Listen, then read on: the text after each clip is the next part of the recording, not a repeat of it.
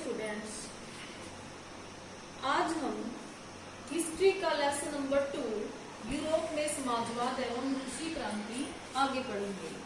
लेकिन लेसन आगे पढ़ने से पहले हम जो पीछे पढ़ चुके हैं उनमें से कुछ पॉइंट्स रिवाइज करेंगे। पहला पॉइंट है 18वीं सदी में रूसी समाज के वर्ग। बच्चों, 18वीं सदी में रूसी समाज 3 वर्गों में बटा हुआ था: रूढ़िवादी, उदारवादी और रेडिकल। रूढ़िवादी कौन थे? यह समूह चर्च की सत्ता और कुलीन वर्ग के विशेषाधिकारों का समर्थक था। उदारवादी यह ऐसा वर्ग था जो सभी धर्मों को बराबर का सम्मान देने की बात करता था। उदारवादी समूह वंश आधारित शासकों की अनियंत्रित सत्ता के विरोधी थे। और तीसरा समूह था रेडिकल। यह समूह ऐसी सरकार के पक्ष में थे जो देश की आबादी के बहुमत के समर्थन पर आधारित हो। जार निकोलस द्वितीय। जार निकोलस द्वितीय कौन था? रूस की क्रांति के समय रूस का सम्राट था और वह निरंकुश शासक था। सोवियत क्या थे? रूसी मजदूरों के प्रतिनिधियों की परिषद, जिनका सर्वप्रथम गठन 1905 की क्रांति के समय हुआ। कालांतर में रूस में किसान के भी सोवियत गठित किए गए। इन सोवियतों ने रूसी क्रांति तथा बाद में सोवियत रूस के विकास में उल्लेखनीय भूमिका निभाई। ड्यूमा क्या थी? 1905 में जार निकोलस द्वारा गठित रूस की संसद। खूनी रविवार। 22 फरवरी 1905 के दिन को खूनी रविवार के नाम से जाना जाता है। इस दिन जब सेंट पीटर्सबर्ग के मजदूरों का एक समूह जार निकोलस को ज्ञापन देने जा रहा था तो पुलिस ने मजदूरों पर गोलियां चला दी, जिसमें 100 से अधिक मजदूर मारे गए और इसी घटना को खूनी रविवार के नाम से जाना जाता है। बच्चों, अब हम आगे लेसन पढ़ते हैं। पेट्रोग्राद में फरवरी क्रांति। पेट्रोग्राद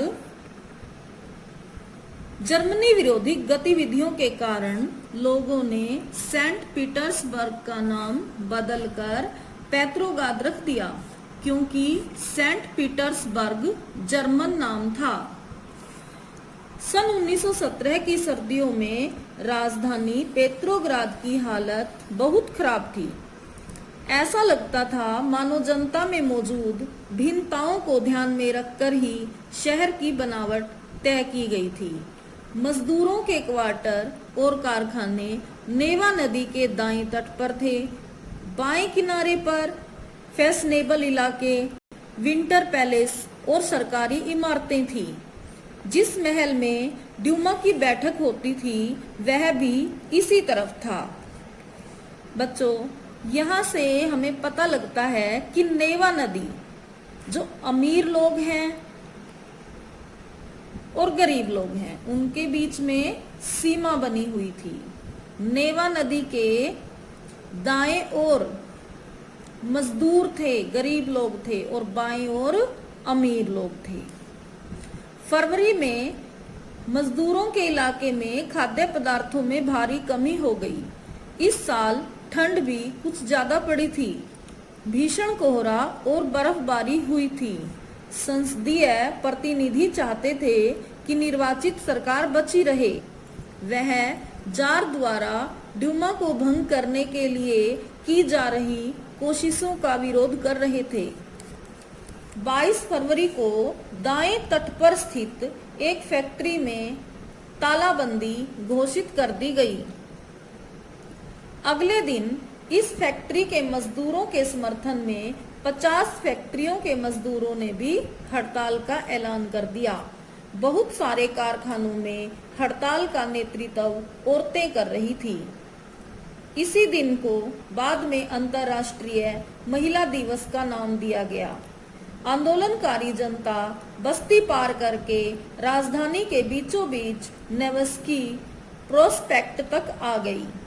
इस समय तक कोई राजनीतिक पार्टी आंदोलन को सक्रिय रूप से संगठित और संचालित नहीं कर रही थी।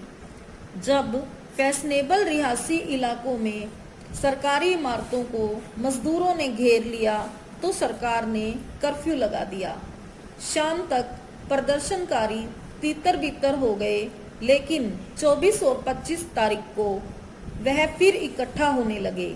सरकार ने इस पर नजर रखने के लिए घुड़सवार सैनिकों और पुलिस को तैनात कर दिया। रविवार 25 फरवरी को सरकार ने ड्यूमा को बर्खास्त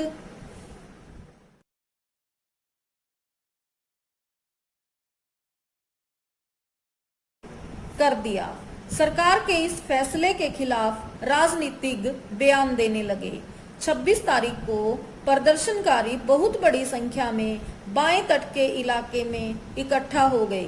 27 को उन्होंने पुलिस मुख्यालयों पर हमला करके उन्हें तहस नहस कर दिया। रोटी, तनख्वाह, काम के घंटों में कमी और लोकतांत्रिक अधिकारों के पक्ष नारे लगाते असंख्य लोग सड़कों पर जमा हो गए। सरकार ने स्थिति पर नियंत्रण कायम करने के लिए एक बार फिर घुड़सवार सैनिकों को तैनात कर दिया, लेकिन घुड़सवार सैनिकों की टुकड़ियों ने प्रदर्शनकारियों पर गोली चलाने से इनकार कर दिया। गुस्साए सिपाहियों ने एक रेजिमेंट की बैरक में अपने ही एक अफसर पर गोली चला दी। 3 दूसरी रेजिमेंटों ने भी बगावत कर दी और हड़ताली मजदूरों के साथ आ मिले। उस शाम को सिपाही और मजदूर एक सोवियत या परिषद का गठन करने के लिए उसी इमारत में जमा हुए जहां अब तक ड्यूमा की बैठक हुआ करती थी। यहीं से पेट्रोग्राद सोवियत का जन्म हुआ। अगले दिन एक प्रतिनिधि मंडल जार से मिलने गया। सैनिक कमांडरों ने उसे सलाह दी कि वह राजगद्दी छोड़ दे। उसने कमांडरों की बात मान ली और 2 मार्च को गद्दी छोड़ दी। सोवियत और ड्यूमा के नेताओं ने देश का शासन चलाने के लिए एक अंतरिम सरकार बना ली। तय किया गया कि रूस के भविष्य के बारे में फैसला करने की जिम्मेदारी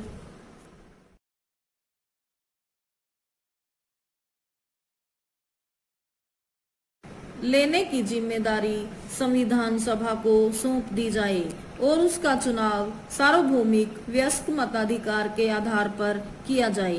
फरवरी 1917 में राजशाही को गद्दी से हटाने वाली क्रांति का झंडा पेट्रोग्राद की जनता के हाथों में था। नए शब्द: तालाबंदी। फैक्ट्री को स्थायी रूप से बंद करने के लिए मालिकों द्वारा मुख्य द्वार पर ताला डाल देना। सोवियत रूस के स्थानीय स्वशासी संगठन। 25 फरवरी 1917 को जार ने ड्यूमा को भंग कर दिया और 2 मार्च 1917 को जार निकोलस को गद्दी छोड़ने के लिए मजबूर कर दिया गया। रूस में अंतरिम सरकार का गठन। बच्चों, 2 मार्च 1917 को जार निकोलस को गद्दी छोड़ने के लिए मजबूर किया गया था और उसी टाइम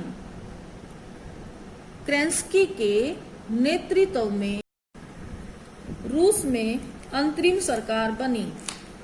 फरवरी क्रांति में महिलाएं।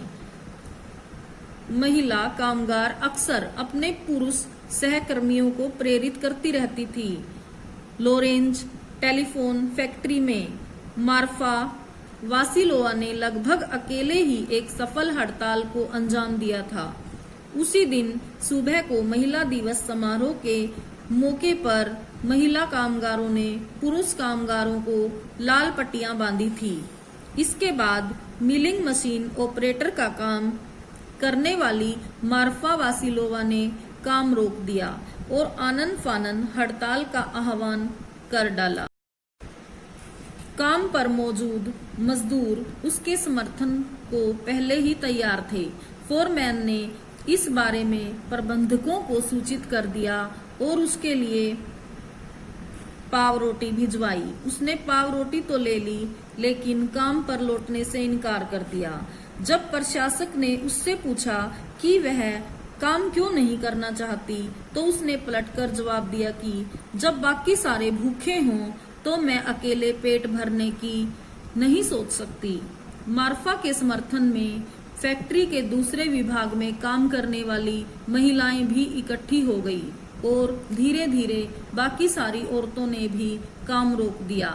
जल्दी ही पुरुषों ने भी औजार जमीन पर डाल दिए और पूरा हुजूम सड़क पर निकल गया। बच्चों, अब हम कुछ very short answer type questions करेंगे। प्रश्न नंबर 1, फ्रांसीसी क्रांति ने विश्व में किन विचारों को बढ़ावा दिया?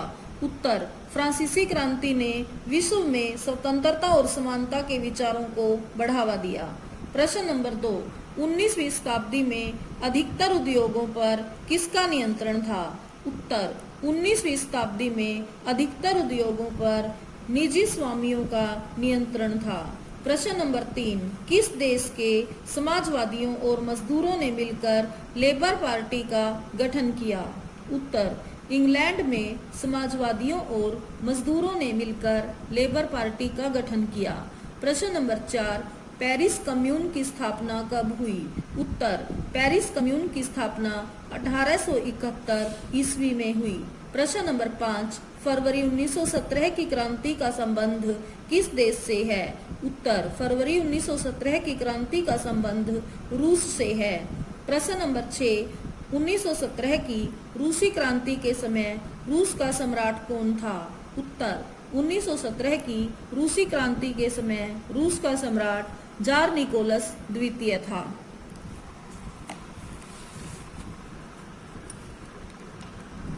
प्रश्न नंबर 7, बोल्शेविक खेमे का नेता कौन था? उत्तर, बोल्शेविक खेमे का नेता लेनिन था। प्रश्न नंबर 8, खूनी रविवार की घटना में किस वर्ग पर गोलियां बरसाई गई थी? उत्तर, खूनी रविवार की घटना में मजदूर वर्ग के लोगों पर गोलियां बरसाई गई थी। प्रश्न नंबर 9, रूस में ड्यूमा का गठन कब किया गया? उत्तर, रूस में ड्यूमा का गठन 1905 ईस्वी में किया गया। प्रश्न नंबर 10, प्रथम विश्व युद्ध कब शुरू हुआ? उत्तर, प्रथम विश्व युद्ध सन 1914 में शुरू हुआ। प्रश्न नंबर 11 है, किस शहर का नाम बदलकर पेट्रोग्राद रख दिया गया? उत्तर, सेंट पीटर्सबर्ग शहर का नाम बदलकर पेट्रोग्राद रख दिया गया। प्रश्न नंबर 12 है, जार निकोलस ने ड्यूमा को कब बर्खास्त कर दिया? उत्तर, जार निकोलस ने ड्यूमा को 25 फरवरी 1917 को बर्खास्त कर दिया। प्रश्न नंबर 13 है, जार निकोलस द्वितीय ने गद्दी कब छोड़ दी? उत्तर, जार निकोलस द्वितीय ने 2 मार्च 1917 को गद्दी छोड़ दी। प्रश्न नंबर 14 है, रूस में मार्च 1917 में बनी अंतरिम सरकार किसके नेतृत्व में बनी? उत्तर, रूस में मार्च 1917 में बनी अंतरिम सरकार केरेंस्की के नेतृत्व में बनी। प्रश्न नंबर 15 है, अप्रैल थीसिस नामक सिद्धांत किसकी देन थी? उत्तर, अप्रैल थीसिस नामक सिद्धांत लेनिन की देन थी। प्रश्न नंबर 16 है, लेनिन ने पेट्रोग्राद सोवियत की सत्ता पर कब कब्जा जमा लिया? उत्तर, लेनिन ने पेट्रोग्राद सोवियत की सत्ता पर 16 अक्टूबर 1917 को कब्जा जमा लिया। प्रश्न नंबर 17 है, पेट्रोग्राद में बोल्शेविक विद्रोह कब हुआ? उत्तर, पेट्रोग्राद में बोल्शेविक विद्रोह 24 अक्टूबर 1917 को हुआ। प्रश्न नंबर 18 है, कोमिंटर्न का गठन कब हुआ? उत्तर, कोमिंटर्न का गठन सन 1919 में हुआ। प्रश्न नंबर 19, रूस में सामूहिकीकरण की शुरुआत किसने की? उत्तर, रूस में सामूहिकीकरण की शुरुआत स्टालिन ने की। प्रश्न नंबर 20, रूस में सामूहिकीकरण की शुरुआत कब हुई? उत्तर, रूस में सामूहिकीकरण की शुरुआत सन 1929 में हुई। प्रश्न नंबर 21, रूस में उद्योगों और बैंकों का राष्ट्रीयकरण कब कर दिया गया? उत्तर, रूस में उद्योगों और बैंकों का राष्ट्रीयकरण नवंबर 1917 में कर दिया गया। प्रश्न नंबर 22, भारत में कम्युनिस्ट पार्टी की स्थापना किसने की? उत्तर, भारत में कम्युनिस्ट पार्टी की स्थापना M.N. राय ने की। प्रश्न नंबर 23, लेनिन के बाद कम्युनिस्ट पार्टी की कमान किसने संभाली? उत्तर, लेनिन के बाद कम्युनिस्ट पार्टी की कमान स्टालिन ने संभाली।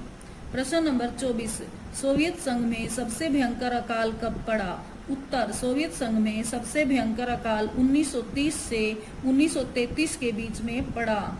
प्रश्न नंबर 25, मेनशेविकों का नेता कौन था? उत्तर, मेनशेविकों का नेता केरेंस्की था।